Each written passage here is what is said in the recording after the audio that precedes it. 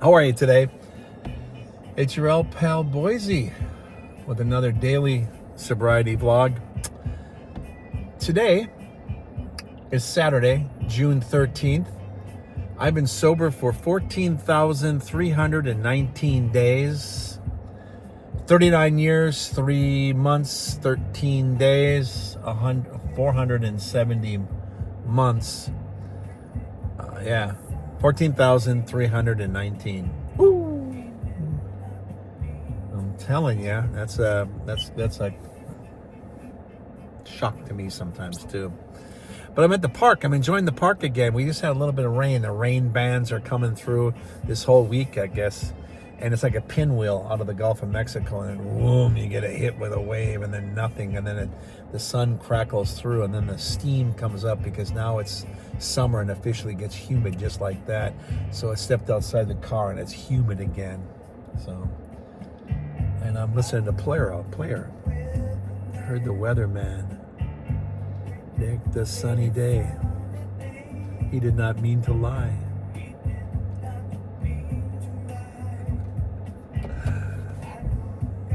Outside it's raining. You know, and the funny thing is that, you know, we can plan on things and the rain will still hit us. Sometimes it's great to walk in the rain. Sometimes you feel refreshed. Sometimes you're walking home in your best Sunday clothes and it rains on you and you don't want to get wet then because you don't have an umbrella. So rain can be great. Rain can be, here comes the rain again, in the words of the Eurythmics. So it's going to come in bands. But what I'm getting at is that when you're sober, you're going to have good days, bad days. Or as Led Zeppelin would say, good times, bad times. You know, I've seen my share. My woman left town with a brown-eyed man, but I still don't seem to care. I don't know where that comes in. I'm just finishing the verse. I don't know where that fits in, but if you know the song, you know what I'm talking about. But even that, good times, bad times. My woman left town with a brown-eyed man, but I still don't seem to care. It's like, oh, he's already recovering. Maybe the relationship wasn't that tight. Maybe he's a little more open to change. I have a hard time with change. And the older you get, the more you don't like change. I remember when I worked at Applebee's, and every season, every quarter, hey, we got new change. Oh, Jesus, we got 6 new menu items. We're going to get rid of 6 that I already know by heart. Now I have to memorize this. God dang it. And then the most popular, because people go, oh, new items. That's the most busiest thing. And you keep having to do it. Then pretty soon after repetition, you got it memorized. You can do it like a Harlem Globetrotter spinning a basketball on your finger. And then the next season comes in the fall and they change 5 more. And you're like, God dang it, I just got used to this. And that's how it is, you know. So for me, it's harder for me to get used to change. Some people embrace change.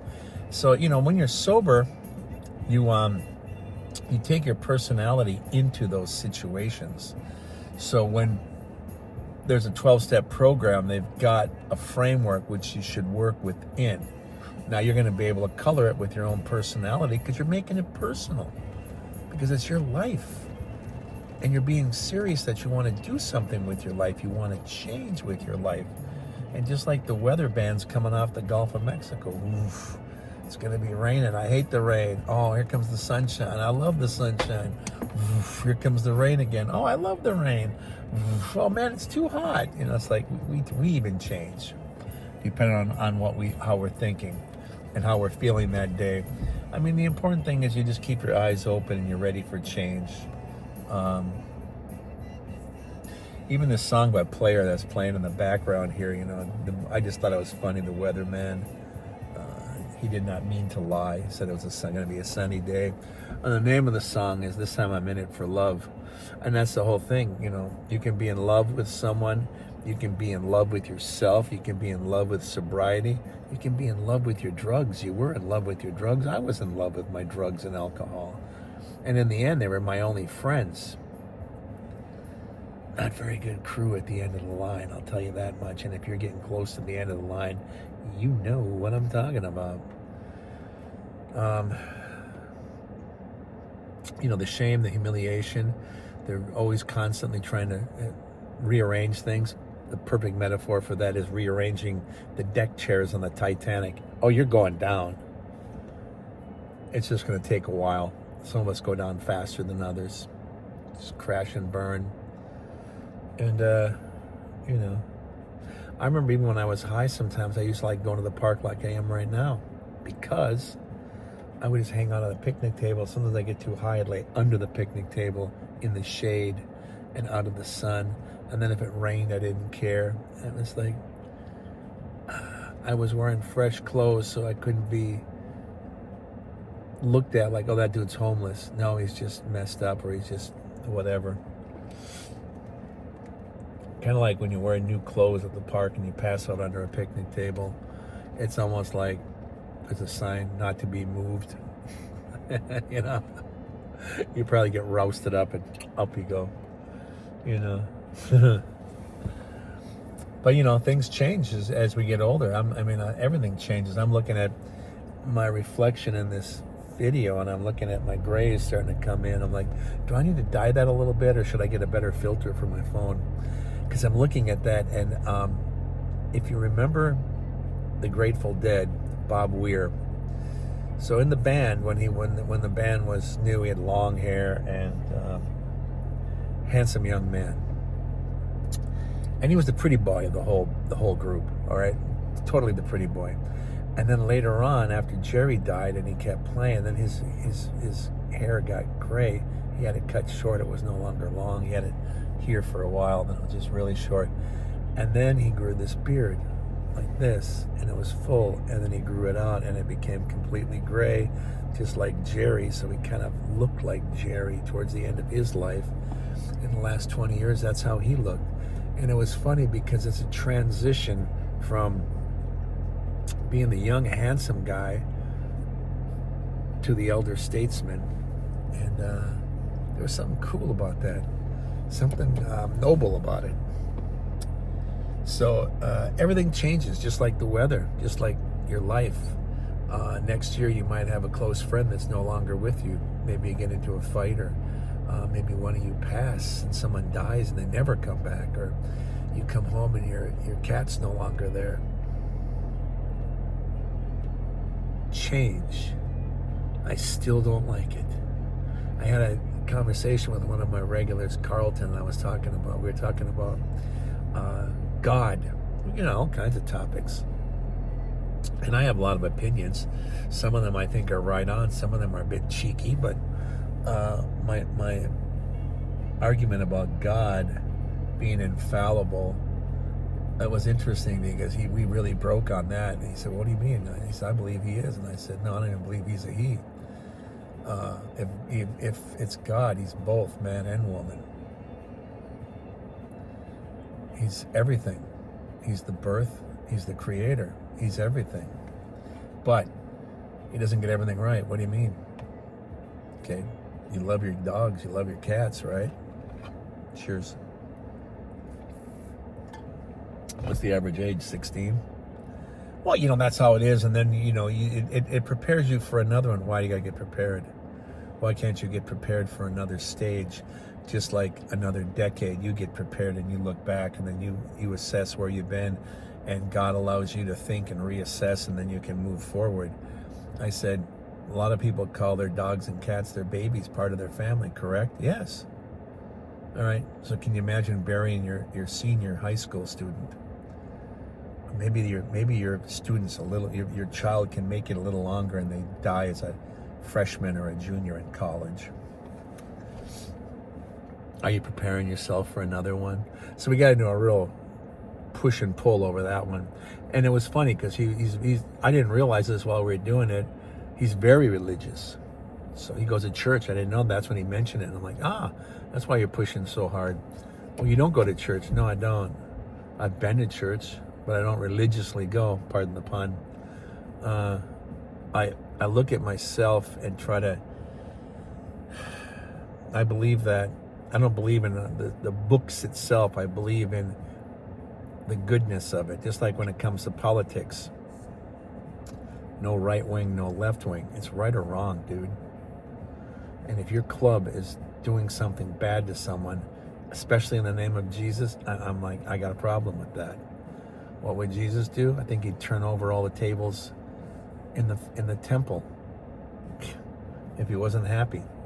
That's just how I look at it, you know. And where did I get that idea from? The Bible and a story when I was a kid, because I went to Bible school. That's where they put us in the summer, so that way the parents like, oh God, the kid is home for the next 3 months. Oh, but the university, I go to UMD, they had a Bible study course, so I was there for 2 weeks. Gives mom a chance to adjust. Oh God, they're going to be back soon, and they're going to be under my feet constantly. It's not easy being a mother. I know that for a fact because I didn't make it easy on my mother.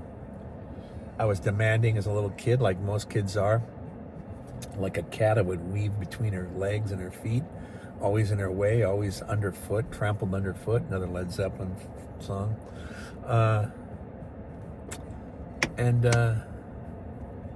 As I got older, I became really, my mom and me were like friends. We really would share, and I grew a lot with her. And then when I turned 18, she passed at the age of 39, and that was the fork in my road. I was already experimenting with drugs and wanted to take the summer off, and my long weekend lasted until I was 27. So yeah, it was pretty bad. 3 arrests.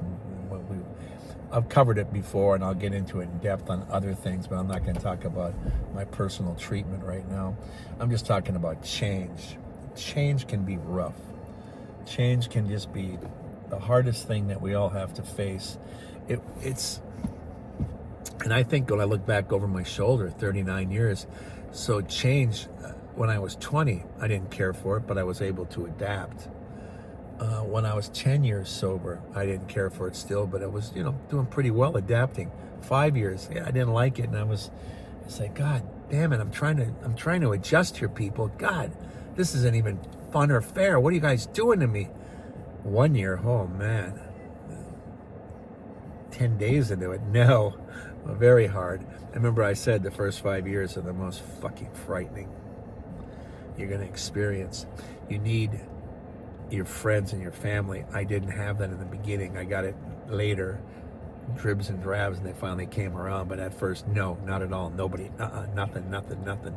Can you still do it? Yes, because that's why you're going to treatment. That's why you're talking to people. That's why you're going to AA. That's why it's called Anonymous, Narcotics Anonymous, Alcoholics Anonymous.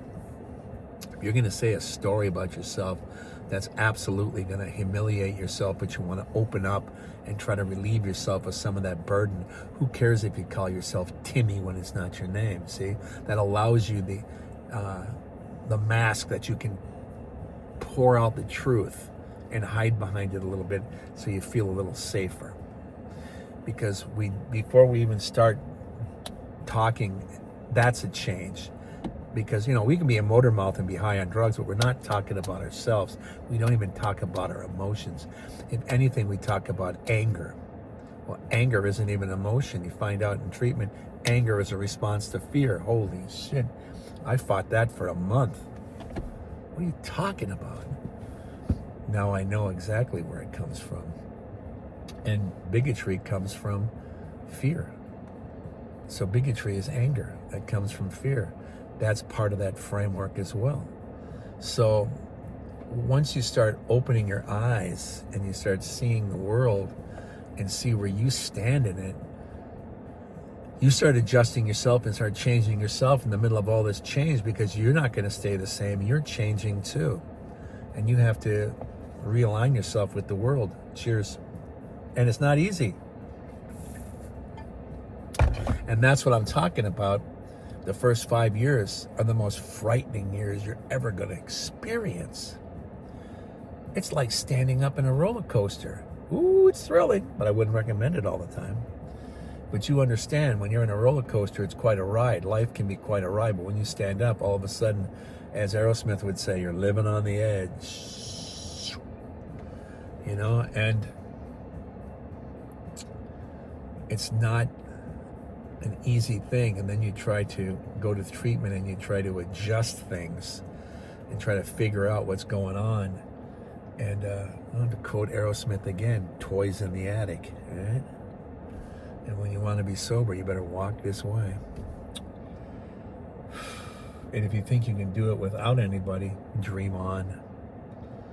And when you feel really good about yourself and your sobriety is starting to go, and you feel like you're riding on your horse, and you feel like, well, I don't think no one's going to knock me off my horse today.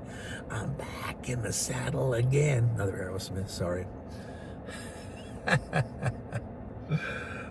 That's what I mean, man.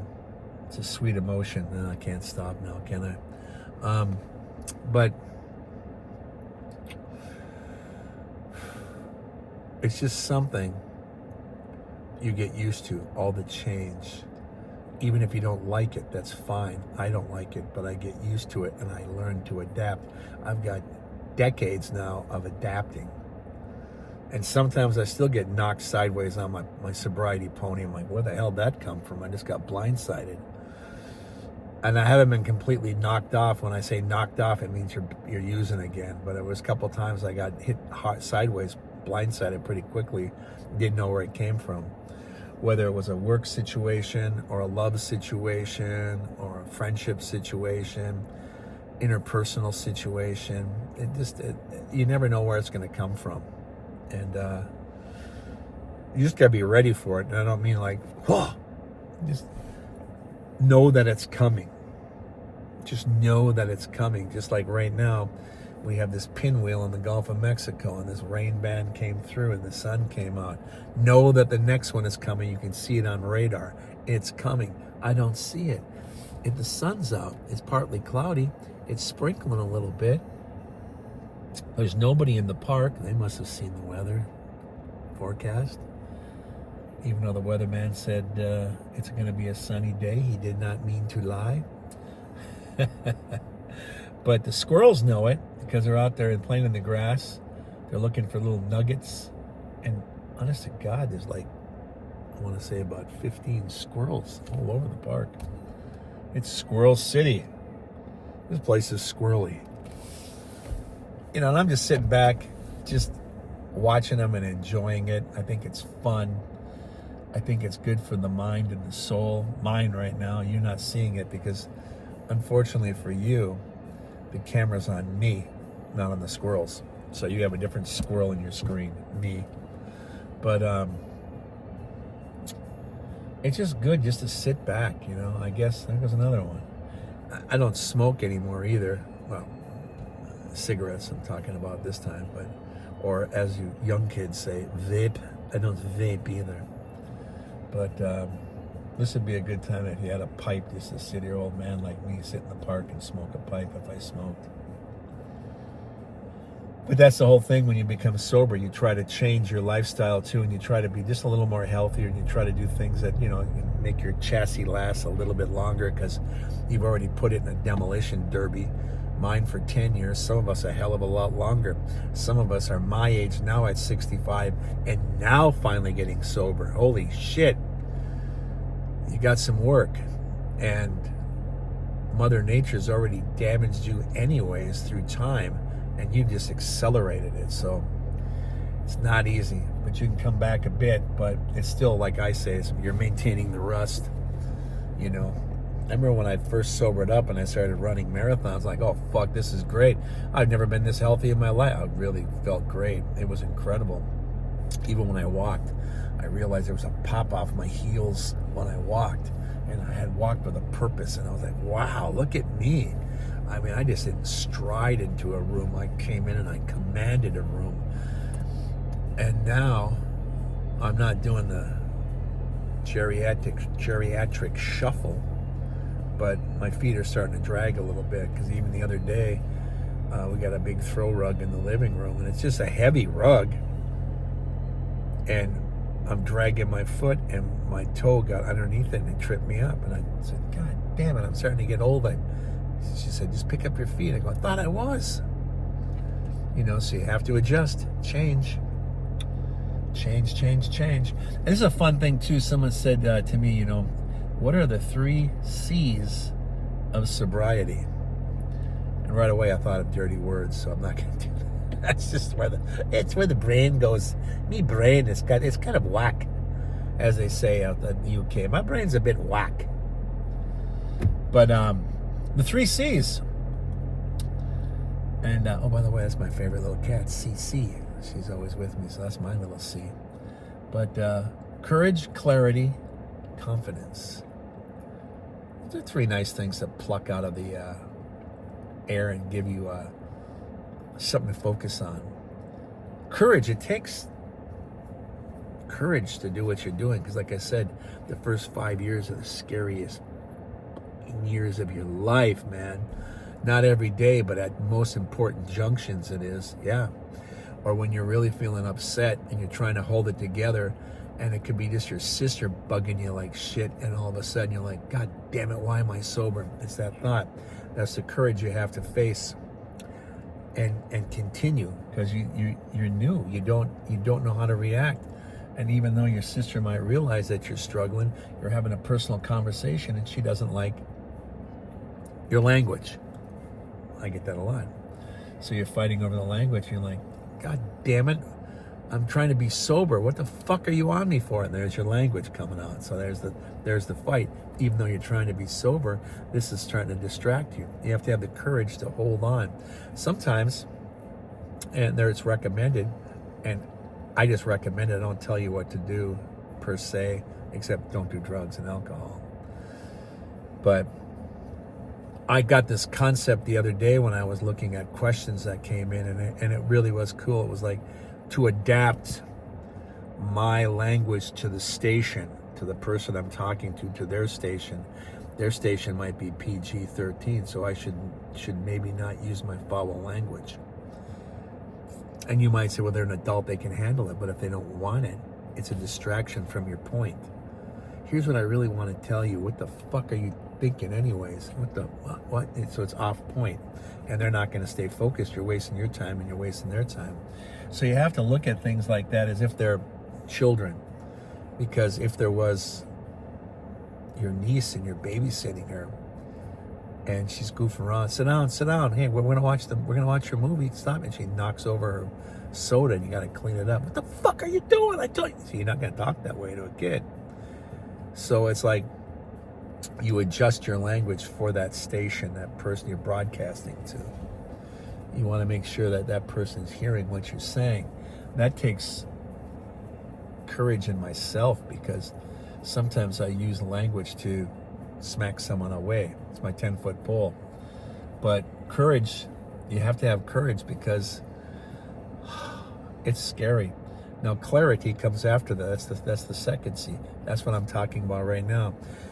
Clear-minded, sober-minded, trying to look at a situation where she doesn't really want me to use this language. I will make my point. It's more awkward and difficult for me to expose myself, not physically, expose myself with my emotions without using a few cuss words to let her know I'm still a man's man. I gotta be more vulnerable. Oh my God.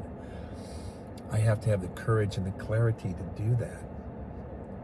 So it challenges me to be that way. That was really frightening in the first 5 years. It was pretty awkward in the next 5 years. And by the time I was 10 years sober into it, I was pretty much doing it all the time. I was doing it in the beginning to challenge myself, even when I was locked up in treatment. And I was only like 2 months, 1 month, 2 months, 1 week, 2 weeks, 3 weeks to 2 months. For all the months I was in there, I really started pushing myself. And I noticed the more I pushed myself, the other 11 guys would start pushing themselves more. And one of my counselors, who I did not like and get along with, he goes, "You're doing a great job. This is I'm really proud of how you can really motivate people." And I literally said to him, "I don't care what you think. Shut the fuck up. I don't like you." That was my anger counselor, who later on made me stay an extra month in the lockup facility because he believed that I had an anger issue. And I remember saying to him, "Yeah, now I'm really pissed at you." But it wasn't so much him at that point, it was authority, and I always have a problem with that, still do to this day. You have to know your weaknesses and try to make it your strength. Right now, my biggest weakness is addiction. I've turned it into my biggest strength. I think that's a win. Now I got to work on other things. You always start with, even like the news, the big story of the day. Boise's addiction, and then we'll work on the other things on the way down. As long as you take care of the big thing, people aren't so worried about me not taking care of my problem with authority. That's further down the list. I'm like, you're still sober, right? Don't worry about it. I get a pass on that quite a bit, even though I probably shouldn't. And, the last C, confidence, because that's what comes with all that stuff, is confidence. When you realize you're feeling good and you're making it work and you're walking the walk and talking the talk, as they say in the treatment program, you get confidence. I do have confidence. Even when I was a single man and I was really new at this sobriety thing, I would still go to bars. I love music, as you can tell, because I'm always making references through music and lyrics. And anyways, I go listen to the bands because I loved it, and I wanted to be always. I started with a band, and I wasn't good enough and kind of clumsy, and then the drugs took over, and then I really got to be a lousy bass player. So it was like, nah. But I always admired the people that could put it together, you know. And I love music, and it was a great feeling. And then I was sober, so I drink it, and I'm in a bar. That's where you meet women, either bars or churches. You're not supposed to date people at work, so it kind of limits who you're going to meet. We didn't have the swipe left and right dating apps when I was in that situation. Thank God. And they didn't have Facebook either. Thank God. They didn't even have MySpace. Thank God. Because the shit I'd have posted back then when I was using, oh, good Lord. That would keep me out of any government job and any decent job for the rest of my life. They might even think about taking away my Social Security and deporting me. Cheers. But I'm just goofing around. But it wouldn't be good. It wouldn't be good. But confidence, that's what we need. That's what we need when we walk into a room and be who we are. That's what the reward is. And, when you begin a recovery treatment, 12-step program, you want support from your family and friends and a foundation. I didn't have any, so it was more difficult, but you probably will have a couple. You have a boyfriend or girlfriend or a kid that's going to support you. Man, that's a start. That's a start. I've got an army of support now. It's incredible. And that really helps me build on my own personal confidence. My confidence keeps growing even though I'm not even trying anymore. It just keeps going up and up and up. And that's a great feeling. That's a personal reward. That's not a gold record you hang on the wall. That's not a trophy wife you have hanging off your arm. It's something that's inside of you. That's better than that car you're dreaming of and these possessions you want. And that's what I talk about when I say you take your biggest weakness and turn it into a strength. I took my addiction, turned it into a strength. I feel like I'm a secret Marvel comic hero that nobody knows about, but inside I do. And any moment I can spring out to become addiction man, sobriety man, I don't know. Got to work on it. And then when I do, I got to figure out what kind of uniform I'm going to wear, because I'm not really a fan of all those tight fitting things. Because I get the body where I think most of my super Marvel comic hero outfit would end up in the crack of my ass, and I'd always be picking at it. So sorry for the visual. Anyways, courage, clarity, confidence, the 3 C's. And like I said, I was thinking dirty words when I first heard that. But I like to have fun with it. I like to be. I'm really happy that I'm sober, because things could have really, really, really. Well, I'd be dead. Things would have really went wrong. I'd be dead. I wouldn't be doing this video right now. You'd be looking back at my old Facebook page, just going, "Man, that guy was an F-up." Too bad there wasn't a conclusion or an end to that story. Oh, there was. He died. He OD'd. Oh, okay. We have an ending. Was he 27? Did he join the 27 club? No, he missed it by a few days. He was 28. Dumbass. Couldn't even get that right, could he? So much for immortality. But, immortality, legacy, all those things that politicians worry about, you worry about it too. There's a reason why you named your kid Junior. It's your legacy. There's a reason why you pour your love into your children. That's your legacy. Everyone has a legacy. Anyways, my legacy at the moment is my sobriety. Let's do the stats one more time. Today's Saturday, June 13th. I've been sober for 14,319 days. Let me do that again. 14,319 days.